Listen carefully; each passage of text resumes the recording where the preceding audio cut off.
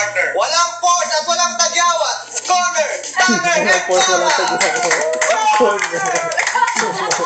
Ay, parang panahon ng Kastila. Ay.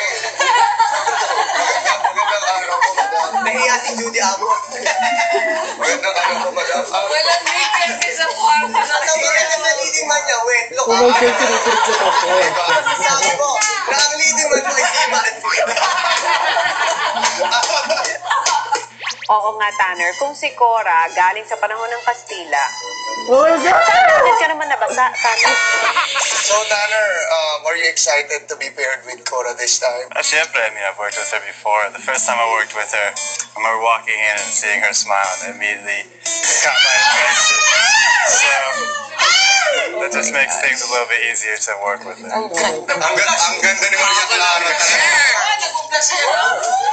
Alam mo, ang typical production kasi hindi kailangan ng wardrobe at makeup artist pag sila ang gaganap eh, no? Walang foundation. Pero sa Gino, 8 milyon makeup pa lang ang gaganap.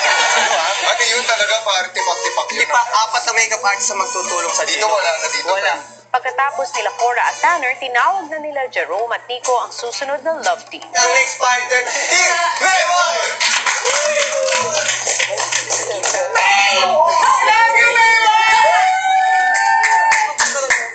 Sa mga espesyal sa lab team na to, sila pa lang yung nakagawa ng kanta na nasa loob Sarili sila. nila. Oo, nakagawa ng sarili.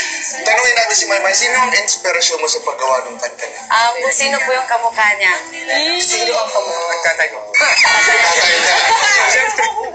Sa totoong buhay ba, mag-best friend talaga kayo?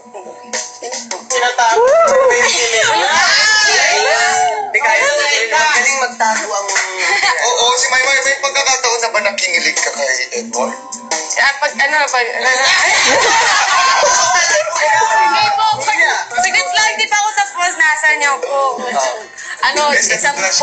Example, magkanta kayo. O magkanta kayo, siyempre, itil mo na.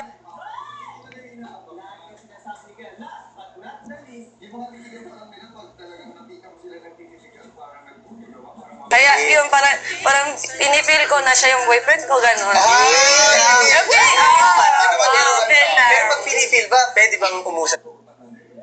Sa ano? Oo, si Edward. Gumawa ng mga prank. Yun ba yung lambingan nyo? only me? Yung ba yung, Yung ba yung lambingan nyo? Yun, yung mga prank? Parang char-char ba, kaibigan? Kaibigan. Maraming salamat, Mayward, ha? Thank you so much. Abangan natin ang mga niya. Ito pa! ito talaga yung inaabang. Lagi ang sinasabi ni Kaya, last but not the least, Yung mga titigan pa lang nila, pag talagang nakita mo sila nagtititigan, para nagtutunawan, para makalimutan. kaya ipagdikit ng simento. Tawagin na natin ang Maklis!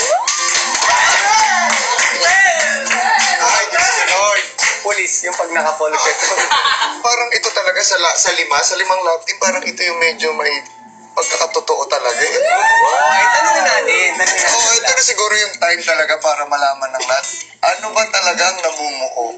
Ay, ayun na, ayun. Ayun na, ayun, di ba? Yan na yun eh. Oo.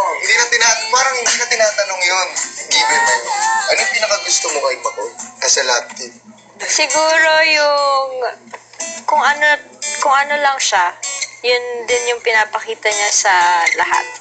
Anong klase ba siyang katrabaho? Magaan siya katrabaho, tsaka simple lang siyang tao. Si Makoy naman ang tanongin natin, ano naman yung pinaka-special kay Elise na gustong-gusto mo? Special sa kanya, lahat. Uy, lahat. Ayun ang sagot naman. Lahat. Nag-away na ba ang Maklis? May pinag-awayan na ba? May pinag-awayan na ba ang Maklis? Never. Never. Si Nico sinubukang hulihin si McCoy. So wala pa bang mansari hanggang ngayon? Maklis wala pa? Meron bang tayong nilolook forward na date every month na gustong-gusto natin? Para mapa-holiday natin sa Malacanang. Ito na lang ang tanong, anong favorite number ni Makoy at ni Elise? That's sabay sasagot. Sabay sasagot dapat. Oo. Bibilang kami ng 3, sabay niyo sasabihin. Sabay niya sasabihin ha. Isang number lang ang 1 to pipiliin niyo. 31 lang. 1, 2, 3. 6. Ay, 6. Sis, malinaw na malinaw. Wala na po tayong harap. 6 po. Yun po yung favorite number ko po talaga. Kasi yun po yung birthday ko po. Pero bakit may paborito ito pareho? Hindi ko po alam kay Makoy Kuya. Oh, ay, wala tanong. Never nga silang nag-away. Favorite number ko, 16. Naisisip ko kasi birthday niya, 6. Pagkabanggit namin, parehas po kami na nasabi. Maraming salamat, Mac Luis. Matapos magpares-pares, itinuro na ni Nico at Jerome ang mga kailangang gawin ng Dream Team Love Team. Magkakatabi na ang ating 5 love teams. At ngayon naman, partner, bibigay namin sa inyong 5 elemento ng mga love team. Siyempre, yung pinaka-basic at laging ginagawa ng mga love team ay ang